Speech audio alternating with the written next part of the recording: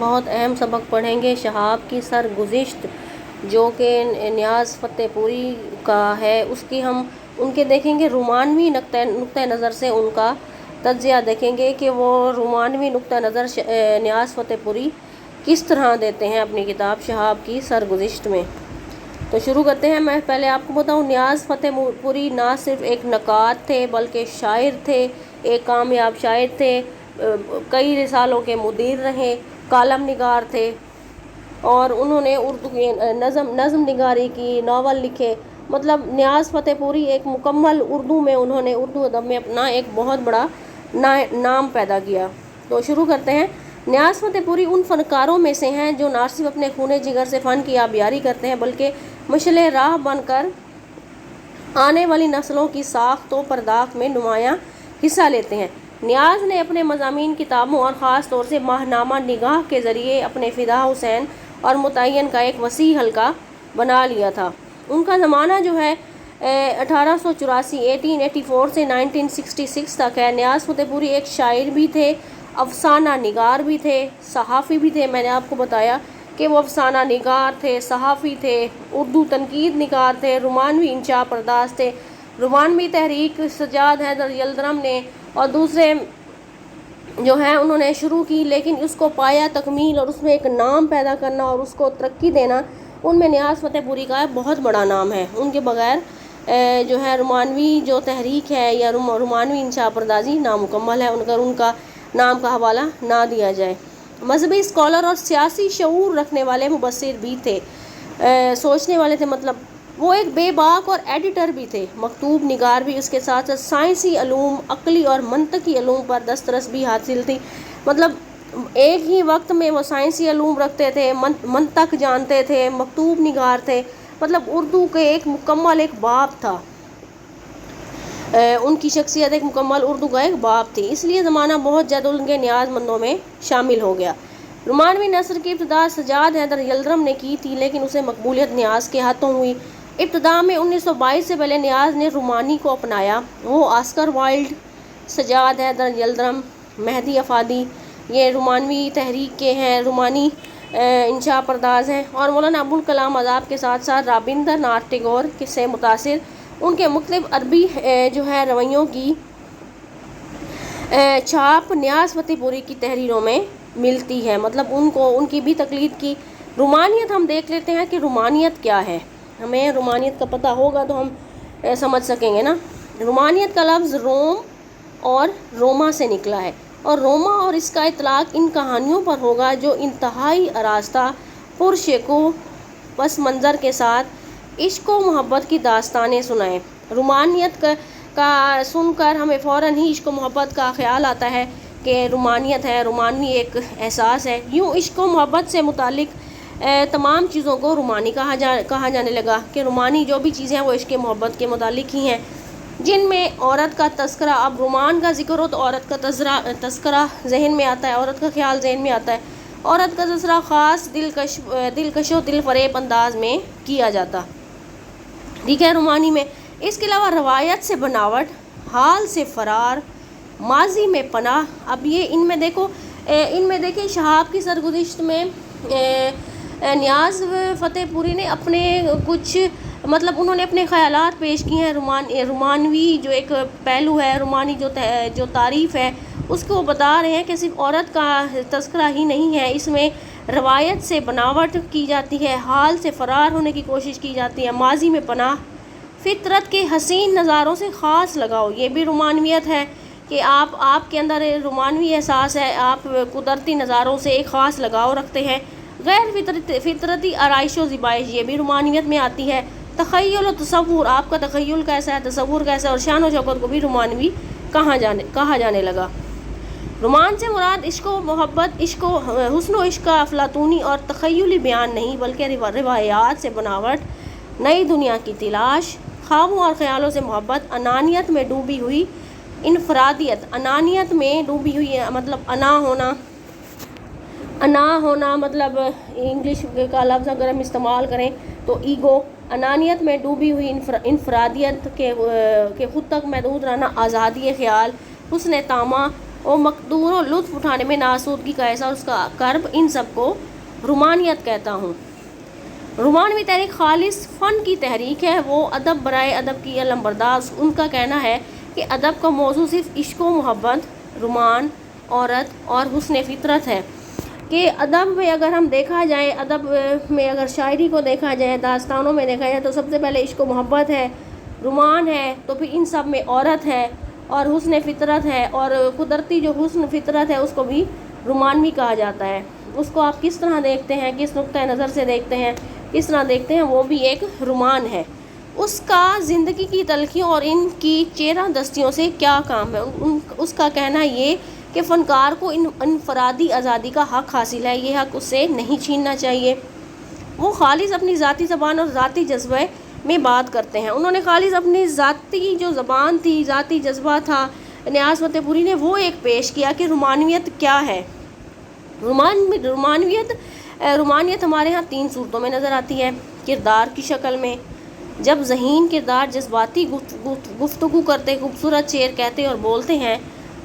دوسرے، فطرت کے مناظر ایک ایک خاص رومانوی دھند میں لپٹے نظر آتے ہیں۔ مطلب جب ایک ذہین انسان، ظاہری بات ہے جو شاعر ہوتے ہیں وہ معاشرے کے حساس لوگ ہوتے ہیں اور بہت ذہین لوگ ہوتے ہیں، یہ وہ فطرت کے مناظر کو ایک خاص رومانوی نظر سے دیکھتے ہیں اور اس کو اپنی شاعری میں بیان کرتے ہیں۔ گلاب کے پھول، بہتے جھرنے، چہچہاتے پرندے، دیکھیں یہ رومانیت ہے قدرتی، دلکش فضاؤں کو بیدار کرتے ہیں۔ اور تیسرے، جذباتی جملے، فکرے جن کا سہارا لے کر مصنف واقعات کو آگے، واقعات کو لے کر بڑھاتا چلا جاتا ہے۔ اس میں مقصدیت اور اجتماعیت کے بجائے انفرادیت، فرد کے انفرادی تشخص اور احساس انا پر خاص توجہ دی گئی ہے۔ ٹھیک ہے، اس میں وہ کہتے ہیں مقصدیت کیا ہے، مقصد کیا ہے اس کو بیان کرنے کا، اجتماعیت ہے، انفرادیت کو، فرد کا ایک انفرادی تشخص کیا ہے، فرد کے ایک انفرادی مطلب توجہ کیا ہے، اس پر احساس پر جو ہے خاص توجہ دی گئی ہے۔ یلدرم پہلے رومانی افسانہ نگار ہیں، نیاز یلدرم سے بہت متاثر ہوئے۔ نیاز فتح پوری جو ہیں، سجاد حیدر یلدرم جو کہ رومانوی تحریک کے میں سے ایک خاص تھے، ان سے بہت متاثر ہوئے۔ رومانیت کا مخصوص رویہ انہی کی وجہ سے ان میں پیدا ہوا، جیسا کہ خود اعتراف کرتے ہیں۔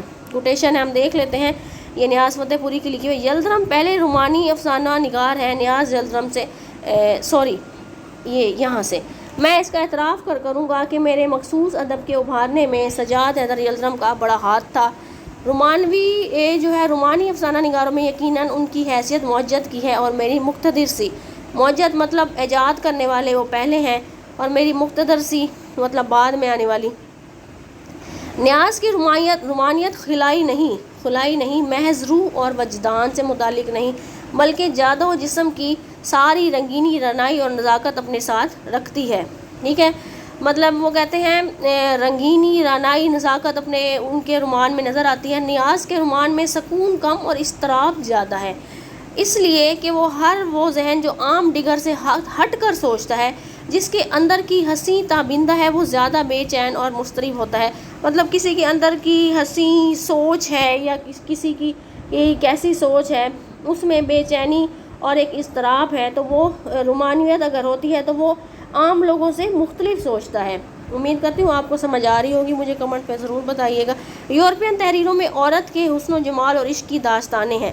یورپین اگر کہتے ہیں تحریریں دیکھیں، ان میں عورتوں کے حسن و جمال اور عشق کی داستانیں بیان کی گئی ہیں۔ اسی شعور کے ساتھ انہوں نے شہاب کی سرگزشت کو تحریر کیا، اگرچہ اس میں زندگی کے حقائق بھی ملتے ہیں، لیکن جذباتی احساسات اور رومانی فضا زیادہ ہے۔ اردو ادب میں اس طویل افسانے کو شاہکار مانا جاتا ہے۔ شہاب کی سرگزشت، زندگی کی ناہمواریوں کا گہرا شعور۔ شہاب کی سرگزشت اگر ہم دیکھیں تو زندگی کی ناہمواریاں، مطلب زندگی میں جو حالات ہیں، ہر ایک پر جو حالات گزرتے ہیں، ان ناہمواریوں کا گہرا شعور دیا گیا ہے۔ فلسفے کی الجھی ہوئی گتھیوں کا سلجھاؤ، فلسفے میں جو ایک فلسفہ ہے اس میں الجھی ہوئی گتھیاں ہیں، الجھی ہوئی مطلب جو باتیں ہیں جو ان کو سلجھانے کی کوشش کی گئی ہے۔ سوچ و تفکر کی انفرادیت، سوچ اور تفکر مطلب فکر کی جو انفرادیت ہے، ایک انسان سوچتا ہے، فکر کرتا ہے، اس میں انفرادیت جو ہے، انسان کا تخیل، جو انسان کا تخیل کہتے ہیں ہماری سوچ، کہ وہ کتنی ہے، اس ان کی لطافت و نزاکت کا نام ہے، ٹھیک ہے۔ نیاز نے زندگی، محبت، ہجر و فراق کے چونکا دینے والے اپنے نظریات اس میں بیان کیے ہیں۔ جیسے میں نے آپ کو پہلے بتایا کہ شہاب کی سرگزشت جو ہے اس میں نیاز فتح پوری نے مطلب زندگی کے ہر پہلو پر روشنی ڈالنے کی کوشش کی ہے۔ اگر ہم عشق و محبت کو لیں، یہ دیکھیں یہاں انہوں نے زندگی کے یہاں پہ لکھا ہوا نا، نیاز نے زندگی، محبت، ہجر و فراق کے چونکا دینے والے اپنے نظریات، ہجر و فراق میں جو صورتیں ہوتی ہیں، کیا حالات ہوتے ہیں، اس کو اپنے نظریے میں بیان کیا ہے۔ اس میں خاص تصوراتی دنیا کو پیش کیا ہے کہ وہ کیسے تصور کرتے ہیں۔ ہجر و فراق کو دیکھیں، عشق کو دیکھیں، عورت کے ساتھ عشق و محبت کو دیکھیں، یا اگر آپ دیکھ لیں کہ فطری مناظر ہیں، وہ بھی ایک خاص قسم کی روحانیت ہے، وہ اس کو کس طریقے سے دیکھتے ہیں، ان سب کو جو ہے انہوں نے بیان کیا، جس کا مقصد رومان و جمالیات مطلب جو خوبصورتی ہے وہ رومانویت ہے، دلکش فضا کو منظر عام پر لانا ہے۔ اس میں شہاب ایک نستعلیق کردار، نازک و نحیف جسم مگر قوی و مضبوط دل و دماغ رکھتا ہے کہ نکاح محبتوں کا خون ہے۔ اب دیکھیں ایک انہوں نے خیال پیش کیا کہ جو نکاح ہو جاتا ہے مرد اور عورت میں، وہ محبتوں کا خون ہے، محبت کا نتیجہ شادی نہیں ہے، کہ ضرور کہتے ہیں ضروری نہیں ہے کہ اگر آپ کو محبت ہوئی ہے تو وہ آپ شادی کریں۔ شہاب محبت میں ملاپ و وصال کو محبت کی موت سمجھتا ہے، کہتے ہیں شہاب کہتے ہیں کہ بھئی محبت جو ہو گئی ہے اس میں ملاپ اور وصال جو ہے ملنا، وہ محبت کی موت ہو جاتی ہے، کہ محبت بھئی ختم ہو گئی ہے۔ محبت ان کے نزدیک لطافت، خیال، پاکیزگی، جذبات اور رومانیت کا نام ہے۔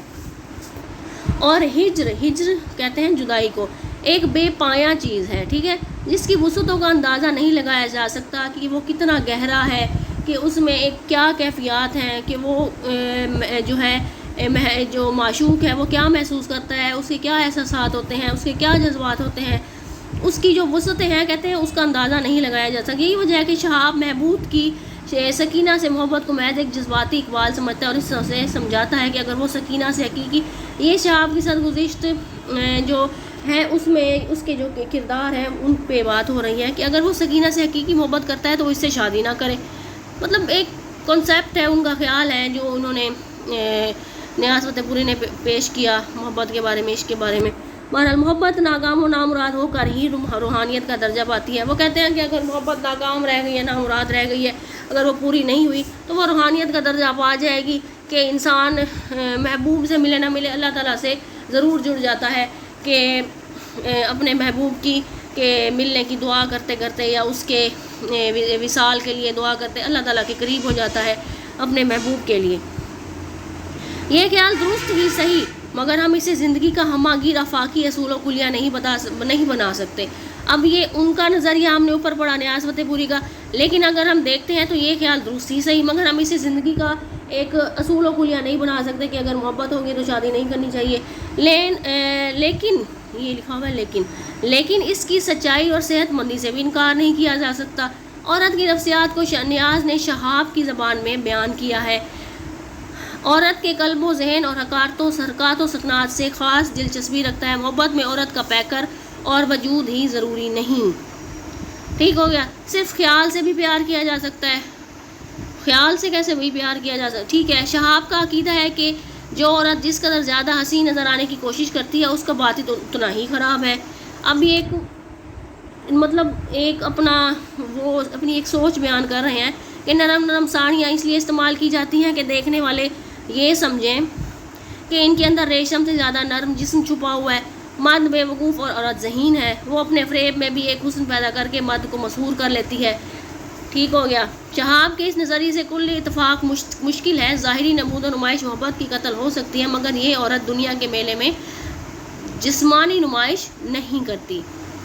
یہ کوٹیشن دیکھتے ہیں، تم طلوع و غروب کا منظر دیکھو تو خود اس میں ڈوب جاؤ، کسی ایک پھول کے کھلنے پر تمام بہاریں تم پر رقصاں ہو جائیں۔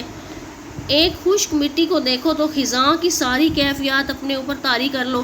کہتے ہیں اگر ایک خشک مٹی کو دیکھ لیا ہے تو خزاں کی جو ساری کیفیات ہیں ان کو محسوس کرو کہ خزاں کیسی ہوگی، ان کو اپنے اوپر طاری کر لو۔ پھول کو دیکھو تو توڑ لو، پانی کو دیکھو تو بے قرار ہو جاؤ کہ پانی کس طرح بے قرار ہو کر لہروں میں جا رہا ہے۔ اور مسلسل حرکت میں ہے۔ امید کرتی ہوں آپ کو آج کا سبق کافی آسان لگا ہوگا، آپ نے اس کو انجوائے کیا ہوگا۔ مجھے کمنٹ میں بتائیے گا، اگر کوئی بات سمجھ نہیں آئی تو مجھے بتا دیجیے گا کمنٹ میں، اور چینل کو سبسکرائب کر لیں تاکہ اگلا سبق آپ مجھ سے لے سکیں۔ اللہ حافظ۔